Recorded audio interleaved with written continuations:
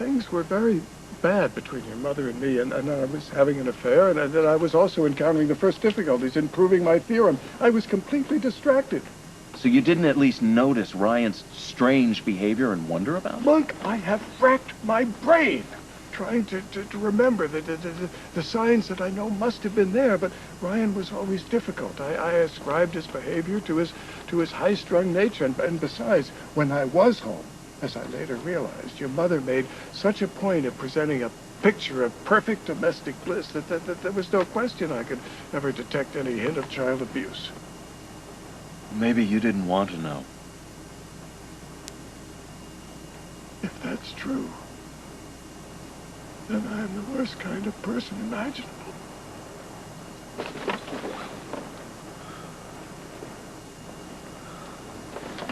Victor, I know this is difficult.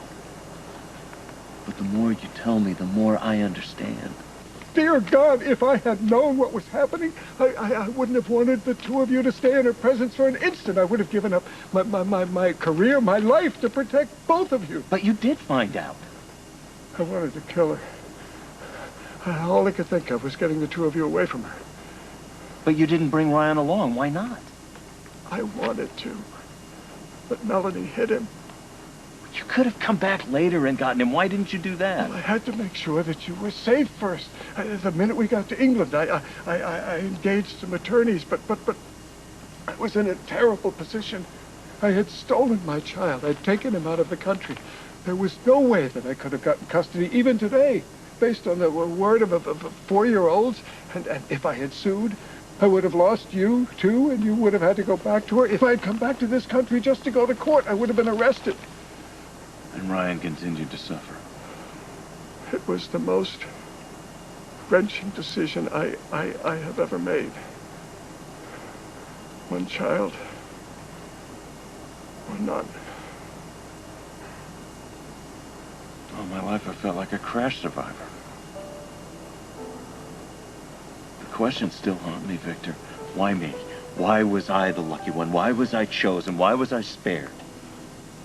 It's not that I'm ungrateful that you saved me. It's just that the guilt is so overwhelming.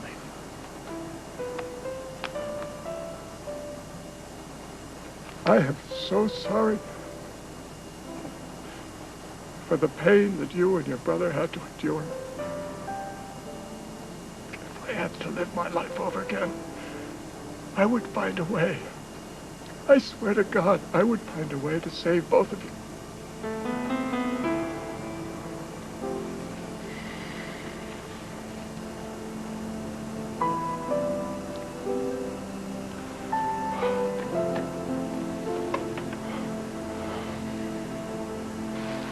So I kissed you. Smack dab on the lips. Yeah, but it was the scarecrow that kissed you, right? But you were the scarecrow. Maybe you were the scarecrow. Gail has this theory on dreams that everybody and everything is really just you. So you're saying I kissed myself? I don't think so. Nope, the scarecrow definitely kissed me. Maybe you wanted him to. No. Kevin says that dreams help you. You know, that they help you sort out a crazy, mixed-up world. They help you stay sane, and you can figure out what's real and what's not real. The kiss wasn't real. So everything makes sense to you in your little wacky world of you, right? Right. But that dream kiss did symbolize something.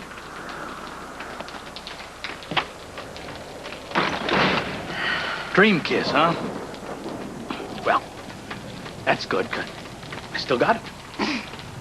I'm not joking. I think there's something called maybe dream logic, where in your dreams something real happens, like Audrey. Audrey was the good witch, and in real life I think she's really good.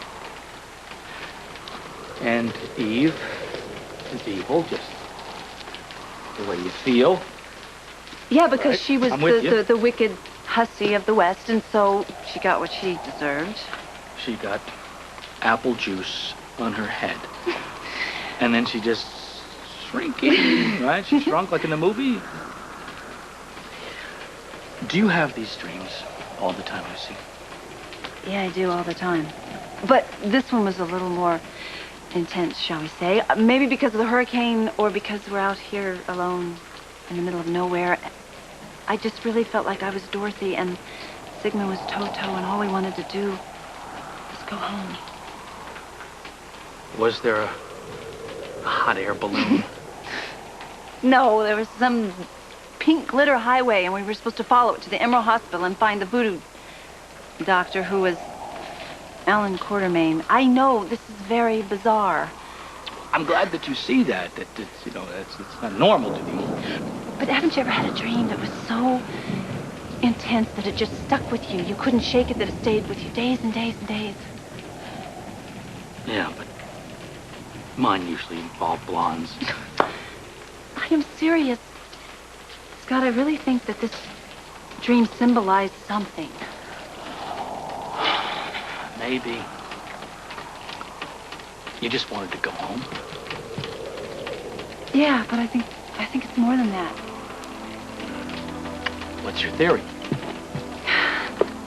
Okay. I think it was trying to tell me that you can search the whole entire world, all your life, for your heart's desire, and maybe, all the time, it's right there in front of you.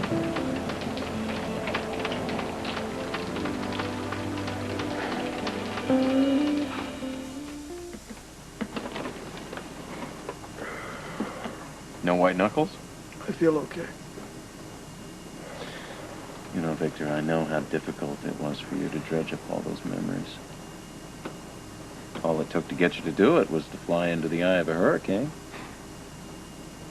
Thank you. The pain certainly hasn't diminished with the passage of years. But you were right. I feel better having talked about it. I'm glad you were willing. Years ago, I made a terrible mistake for which we have all paid dearly. Ladies and gentlemen, because of the intensity of the storm, we've been diverted to Augusta, Georgia. Sounds like we've got more flying to do. More time to dwell with our regrets, I guess. Well, I don't want any more regrets. Like you, I want to do the best with the time I have left, and for me, the best is Lucy. I want her back. I have to find her. Monk, you have no idea how glad I am to hear you say that. I'm proud of you. Oh, yikes. And again, what do I know? Where's that good witch or that voodoo doctor when you need him?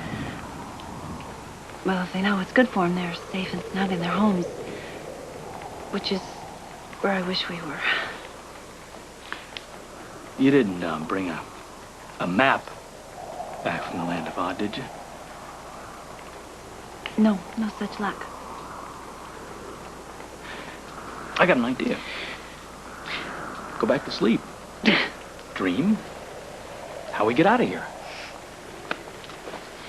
Hey, speaking of sleep, you have barely closed your eyes this whole time. I mean, through fires and snakes and alligators and explosions and handcuffs. And you? Yeah, and me. You saved us, you know that, don't you? You did the same thing I did, just in reverse, in high heels. And you know you got it's bruised, too. You must be exhausted. Well, I'm not going to sleep until I'm home. We're home. And I'm with Serena. Serena. That's what I forgot to tell you about was Serena. In my dream, she was the cutest, most adorable little munchkin you ever saw. And Sigmund and I, we were kind of nervous in this land of odd, and she greeted us in the warmest, most lovely, special way. And there's something else I forgot to mention. There was one person that I hated to leave the most. And that person was you. It's absurd, don't you think? I'm not thinking.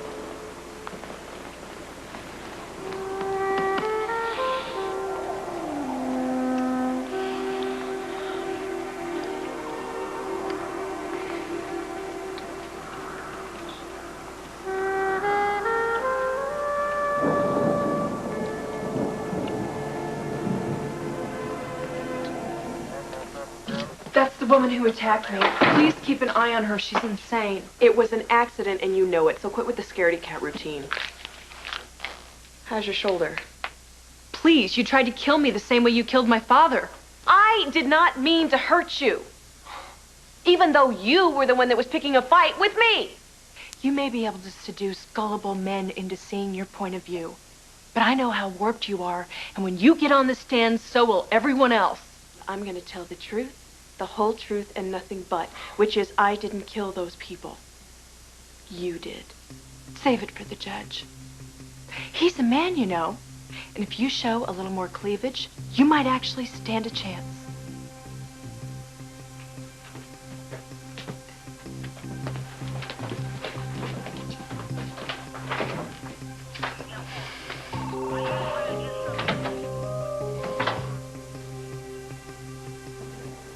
Hi there, Dr. London. I'm sorry I got pulled away from Serena's eye exam. Is she in your waiting room? She's having apple juice. I wanted to talk to you for a second alone. Is there something wrong? Well, Serena's rejected corneas have scarred over completely, which means... There's no neural input from her eyes to her brain. I'm afraid not. Because of her age and the type of injury she sustained, Serena's particularly susceptible to... Permanent loss of vision due to amblyopia. Please tell me that Serena's not at that point right now. She's close. The longer light doesn't go through her eyes, the greater the chances are there'll be permanent damage. Now, I just got off the phone with Dr. Urton in Philadelphia, and he suggests that we schedule another corneal transplant right away. This couldn't come at a worse time. Our father, his plane has gone down in Florida, and he's missing right now. No, but as her sister, you can sign the consent. Then when we have a donor, I suggest we proceed immediately. And waiting just a few days would be too high of a risk. The longer Serena doesn't see, the greater the risk that her eyes will lose their ability to recognize light at all. If we don't proceed immediately, Serena could be permanently blinded. What's shaking? Beside those pretty little knees of yours. Don't ask. Listen, have you heard any word on Scott? Not yet. No, I'm sure the hurricane is slowing down the search. Great. Leave it to Lucy to get Kevin and Scott trapped in a natural disaster. Well, I'm more concerned with you. You look nervous. Are you ready to take the stand? I can't wait. Really? Absolutely. I'm going to go up there. I'm going to tell the truth. Julie is an A1 nut job. And then I'll be able to get the hell out of here and go down to Florida to find Scott. Yeah. First things first. You know, you better watch your back on that stand. Listen, I can handle a little name calling, all right? That's no problem. I'm just going to go up there, take the stand, and prove him wrong. Oh, I see. So you want to play it tough? Okay. Dr. Lambert, yes or no? Was there a shrine to the murder victims in your closet? Yes, there was, but it was a yes plant. or no Somebody... only, Dr. Lambert. Did you also skip out on a subpoena? Yes, I did. Someone was trying to kill me. That's Your why Honor, please instruct the witness to confine her answers to a simple yes or no. No, I didn't kill anyone. Yes, Julie did. Is that clear enough for you? Over here's Florida, where it's raining. You're right. That's where Daddy is. Very good. Did Kevin call and say if he found Daddy? No, Or not yet. Lucy? He's going to, though, I know. Promise you'll tell me right away when he calls? I promise. You'll tell me everything, even if it's in the middle of the night and you have to wake me up? Yes, pinky promise.